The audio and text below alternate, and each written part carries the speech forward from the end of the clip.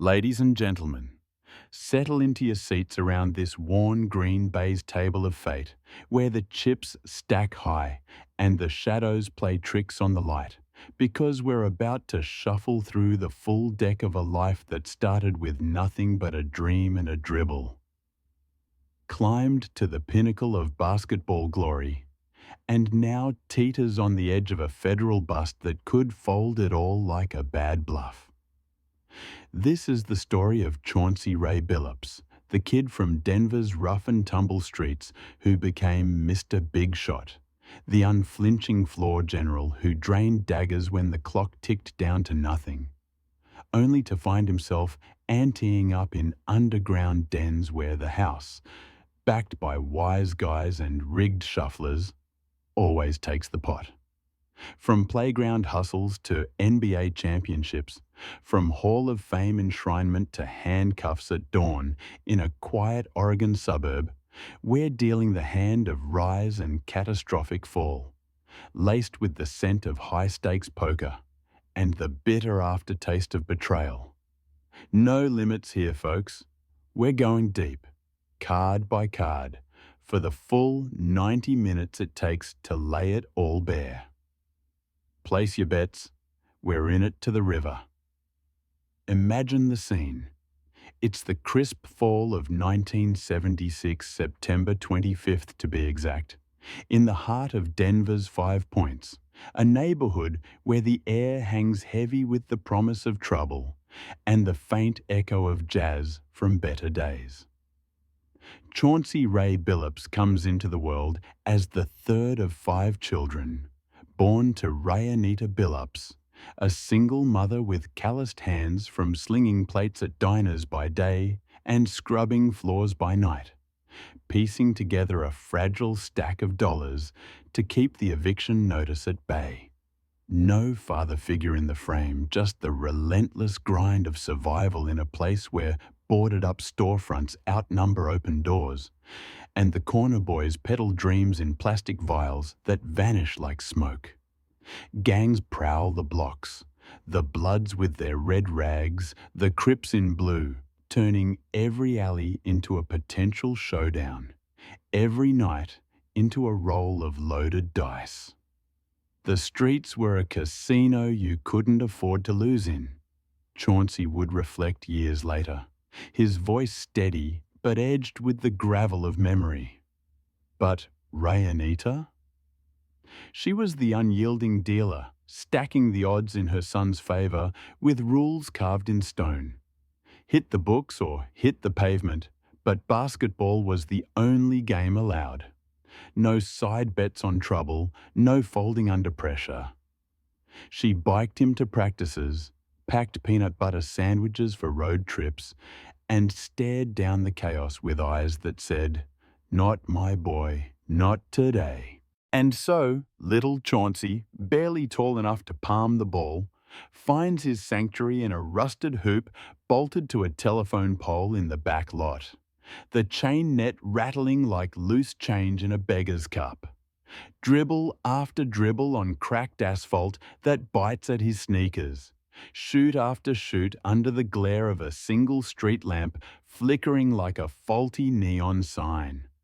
By age 5, he's schooling older kids, his handles slicker than a marked deck, his jumper arcing high and true, whispering through the net without a sound. Smooth, they start calling him, and it sticks like gum on a hot sidewalk.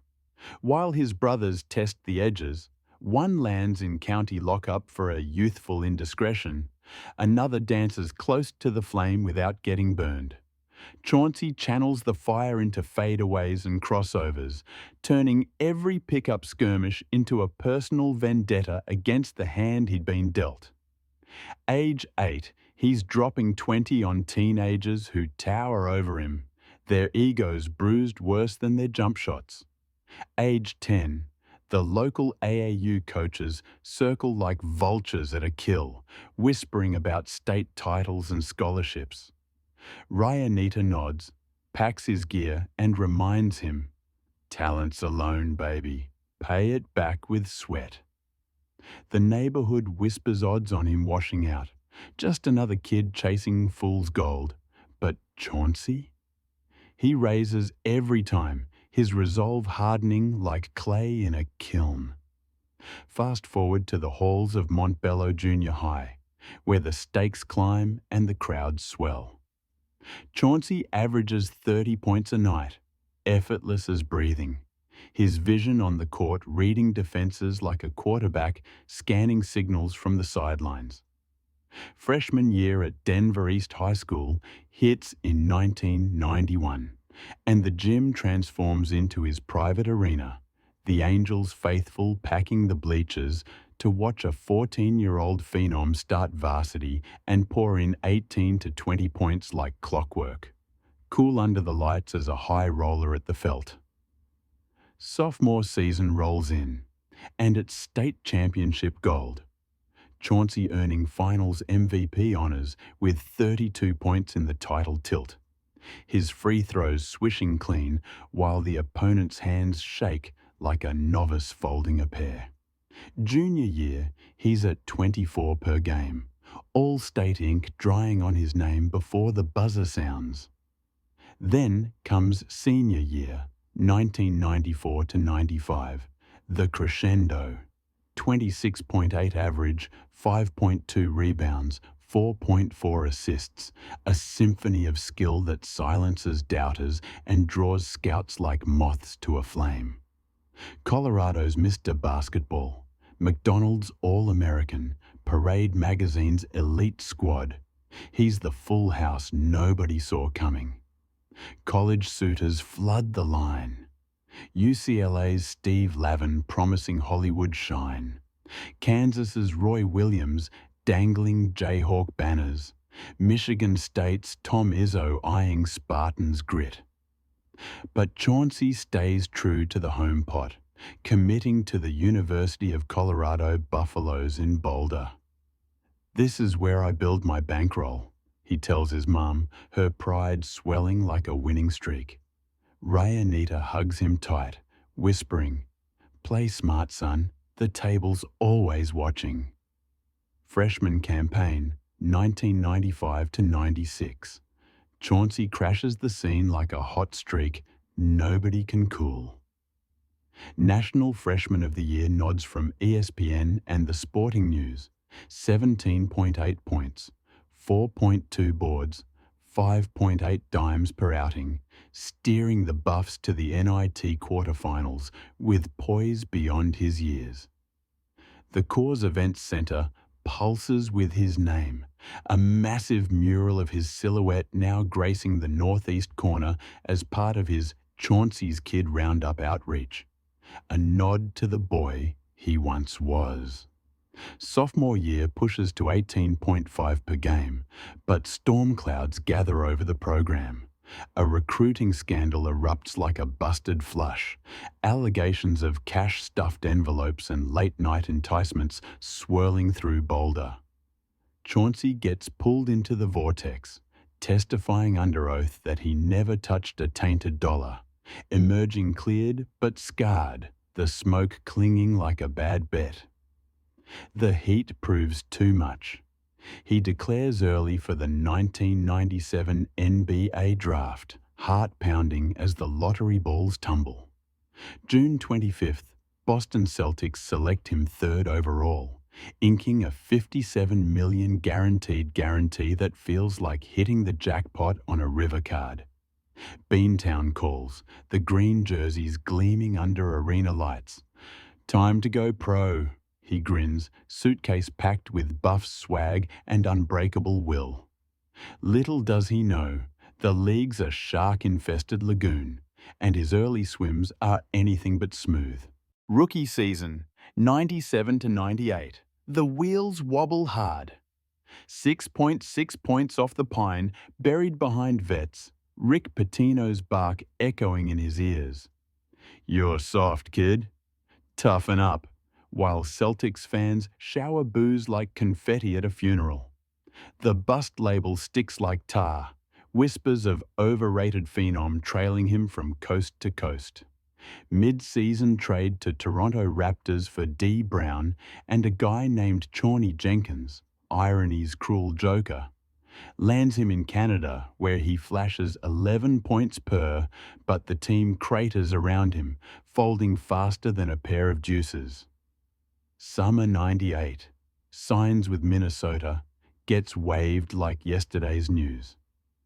Desperate 10-day with Orlando ends in another cut, the rejection stinging sharper than a bad beat. Free agent back to Boston for 99 to 01, 9.4 average, solid glue guy minutes, but no spotlight, no stack growing tall. I was scraping bottom, last chip in the rack, he'd confess in quiet moments, the fire dim but unquenched. Rock bottom breeds diamonds though, and November 15th, 2001, the dealer flips the script. Detroit Pistons ship Jerry Stackhouse to Washington for Chauncey and Rip Hamilton. Enter Larry Brown, the grizzled tactician with eyes that pierce like a cold reed. "This kid's got ice in his veins," Larry mutters, betting the farm on the quiet guard from Denver. Chauncey steps into the palace like a man reclaiming his seat, ready to raise the stakes sky high. 01 to 02, full-time starter, all 82 games, 14.5 points, 3.1 assists, a league-leading 1.65 steals that paint him as a pestilent defender, swiping balls like pickpockets in a crowd. Playoffs debut, sweep the Raptors, bow to Boston in 5, but the blueprints drawn in sweat and steel. 02 to 03, first All-Star nod, 16.2 scoring, East Finals heartbreak in 7 to the Nets. Chauncey's heart breaking, but his resolve forging stronger. Then comes 03 to 04, the year the pot overflows. 16.8 points, 5.7 dimes, 1.4 swipes. All NBA second team ink fresh as playoff paint. The postseason, a blaze trail through the bracket. First round, Nets in 5, Chauncey at 21 per. Second, Knicks in 6, Game 5 explosion of 40 points silencing the Garden's roar. East Finals, Pacers in 6, his 4 straight free throws in Game 5 burying Reggie Miller's legacy like a final call. And the finals? Against the Shaq-Kobe Lakers, 56-win juggernaut chasing Dynasty three-peat, the stage set for legend or bust. Game 1 in the Palace, Pistons 89, Lakers 75, Chauncey 22 points, 5 boards, 3 assists, holding Kobe to 36 on inefficient bricks.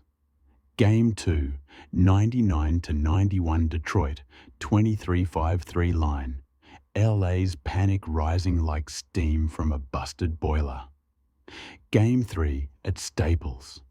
Gritty 88 to 68 win. The Lake Show's glamour cracking under Motor City muscle.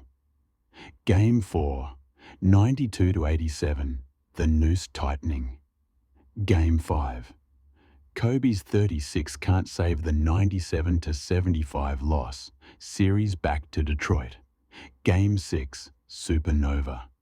21 points, 8 assists, 3 steals, 9 for 9 from the stripe. Ice water pure, sealing 87 to 68. The Larry O'Brien Trophy hoisted amid confetti storms. Finals MVP at 21.8 on 50% shooting. Mr. Big Shot moniker minted in gold. "We bet everything on each other," he chokes out, tears carving trails down his cheeks. Rayanita in the stands, beaming like she'd just cashed the ultimate ticket. The Bad Boys era reborn, not in brawn, but in brotherhood, the odds defied in spectacular fashion. The run continues, a dynasty's echo. 05 finals rematch with the Lakers, 7-game war. Chauncey's 27 in the 91 to 90 loss a dagger to the gut. but the scar fuels the fire. '06 East Finals, Miami in 6. Dwayne Wade's flash outshining but not erasing the grit. Peak form cements, 5 straight All-Star appearances, 3 All-NBA selections, 2 All-Defensive nods, career 15.2 average, an absurd 89.4 free throw clip, the best in league annals, and playoff three-point shooting at 47.1%, colder than a Siberian bluff. Clutch incarnate, the moments that define him unfolding like aces in sequence. That '04 Milwaukee buzzer beater with 0.8 ticks, wrist flick pure. '05 East Finals Game 2 40-point eruption against Miami's Heat. '04 East Finals free throws that left Reggie shaking his head. '06 Cleveland 3 at the Horn. '08 Orlando 29 bomb. Dozens more, each a testament to the man who stared down pressure and raised. But empires shift. '08 trade to Denver Nuggets for Allen Iverson, instant alchemy with Carmelo Anthony, 17.0 average, Western Conference Finals. '09 loss to the Lakers, a near miss that stings sweet. '10 to '11, 17.1, steady hand on the wheel. Brief Minnesota detour, then New York Knicks. '11 to '13, 2 playoff dances, veteran savvy in the Big Apple glare. Retirement calls in '14 after 17 seasons and $107 million earned. Jersey number 1 retired by the Pistons in '16, a banner swaying like a victory flag. I beat the spread, he says simply, the boy from 5 points cashing out on his terms. Post-hoops, ESPN analyst, sharp breakdowns laced with that Denver drawl. Assistant in Los Angeles with the Clippers, '16 to '21. Tyronn Lue's right-hand man, guiding a 47-25 squad to conference finals glory. Then, June 27th, '21. Portland Trail Blazers tab him head coach, a contentious call amid Damian Lillard's whispers of discontent. But Chauncey steps up, fire undimmed. "Rip City, let's build," he declares. Rebuild it is. '21 to '22, 33 wins and 49 losses. Play-in heartbreak. '22 play-in push. '24 lottery fodder. Hall of Fame enshrinement. October the 13th, '24 in Springfield. Gold jacket draped over shoulders broad from battle. Speech humble. From 5 points shadows to this light. God's grace, family fuel, basketball's gamble paid in full. The plaque gleams, legacy locked. Yet beneath the polish, cracks spiderweb. High roller tendencies simmer. Celebrity cash games in Vegas penthouses, New York lofts, the felt calling like an old flame. Just blowing off steam, confidants claim, but the pots grow deeper, buy-ins ballooning to 6 figures. Enter the serpent's coil. '19, an invite slips into his DMs for a private Texas Hold'em affair, exclusive as a speakeasy. Play with smooth, rub shoulders with the champ. The hook dangles, whales bite. Wall Street wolves in tailored suits, Saudi sheikhs with oil-blackened fortunes, Silicon Valley titans chasing thrills beyond code. But the table's tilted, the deck colder than a marked 52. Dubbed Operation Royal Flush by the feds, this 4-year FBI takedown unmasks a viper's nest woven with Bonanno, Gambino, Lucchese, and Genovese crime families. 13 wise guys and associates indicted, their fingerprints smudged on underground hubs from Manhattan's Lexington Avenue Banano lair to Washington Place Gambino dens, spilling into Hampton's hideaways, Vegas vaults, Miami marinas, Houston haunts. The scam? High-tech sorcery straight from a cyber thriller. Deckmate, two shufflers gutted with pinhole cams scanning every card's face, beaming the full layout wirelessly to an off-site quarterback hunched over laptops in a nondescript van. Omniscient as a god. Signals fly subtle. Chip taps under the table like Morse code. Feigned coughs, masking earpiece whispers, vibrations buzzing through custom watches, to the driver at the rail, feeding folds and razors to the house crew. X-ray tables pierce the felt, unveiling whole cards like ghosts in the machine. Marked decks shimmer under infrared contacts or specks, invisible ink betraying every opponent's soul. Chip trays harbour minicams, peeking at stacks and tells. Cheaters rake millions. Victims bled dry, 7.15 confirmed, but the true haul likely doubles in shadows. Chauncey's slot, the glittering face card, NBA royalty to bait the trap. Come sit with Mr. Big Shot, let's make it rain. Texts from 019 show him pinging marks, drawing them to the slaughter. Vegas, April 019, improbable pots pile for smooth, but co-conspirator Sophia Way buzzes, tanker hand, they're sniffing. He folds unnaturally, paid 50 grand per night in crisp Benjamins. October 020, Vegas Redux, same script. Damon Jones, ex-NBA sharpshooter and LeBron whisperer, doubles down as fellow face card, his own gambling ghosts from heat days fueling the fall. Mafia skims 10 to 20% VIG, the rest funneled through shell LLCs and crypto washers. Violence shadows the velvet. Gunpoint shakedowns for IOUs, beatings in back rooms for Welchers, bodies dumped like busted flushes. One summer 23 Manhattan melee nets 1.8 million. A Wall Street exec lighter by $500,000, none the wiser. Threads tangle to the hardwood. Nothing but bet, the NBA prop underbelly, allegedly linked. March 23 Blazers. Bulls, starters mysteriously scratched, bets cascade on the under, pots plumping fat. Indictment whispers, co-conspirator 8, Oregon resident, played 97 to 014, coaching since 021. Chauncey's shadow self, tipping injury whispers to line the syndicate's pockets.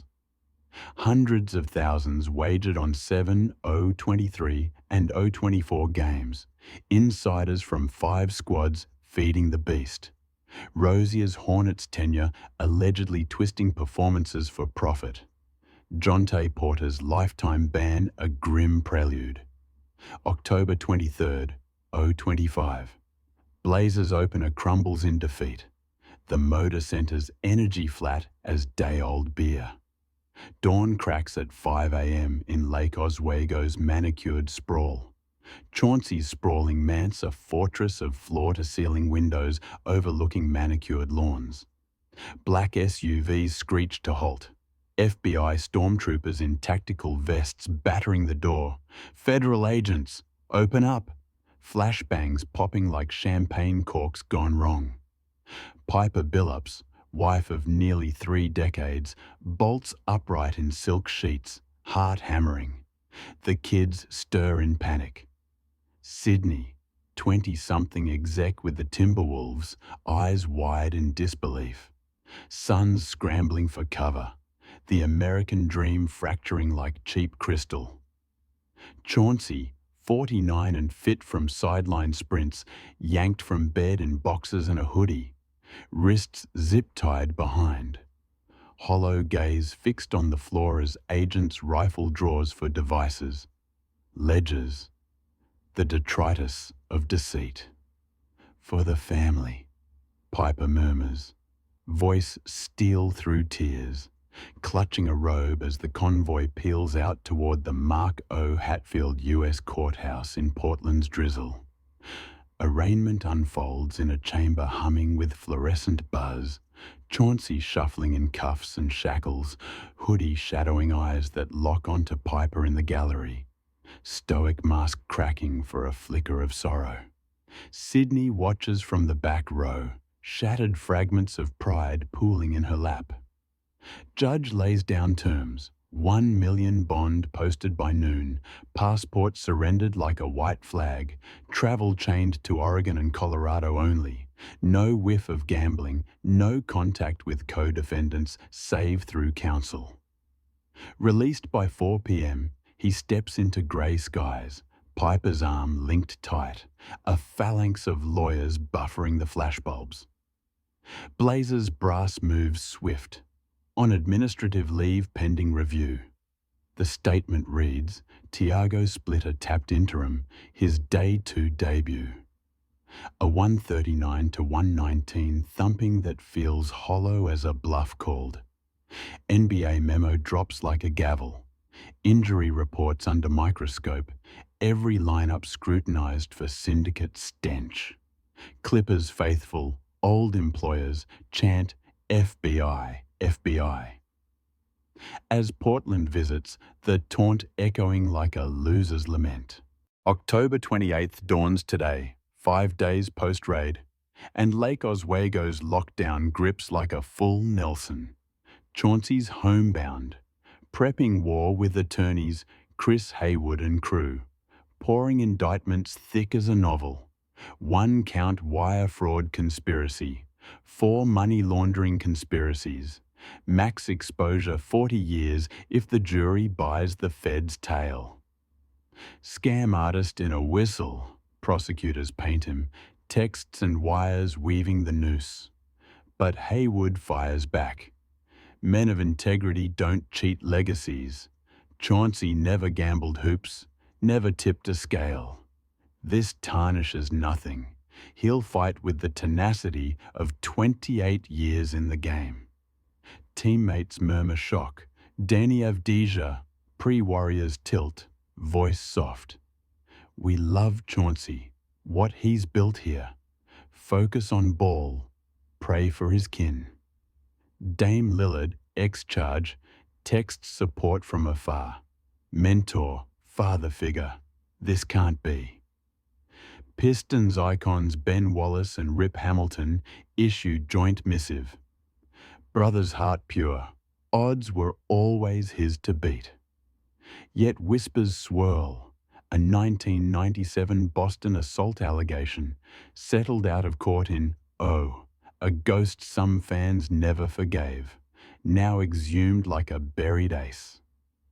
Hall plaque in Springfield gathers dust, fans petitioning removal, the gold jacket feeling like fool's pyrite. From penthouse views to poorhouse prospects, Chauncey's wager echoes. Life as the ultimate hand, one massive on merit, lost perhaps to the lure of easy chips. The boy who outran the streets, who hoisted trophies when dynasties crumbled, now stares down a trial in Brooklyn come November 24th, the river card unseen. Mr. Big Shot, one last draw. Prayer over poker, grit over graft. The table waits, impartial as ever. Thanks for riding this roller coaster of raise, check and fold. May your own hands run hot, fade out on the shuffle,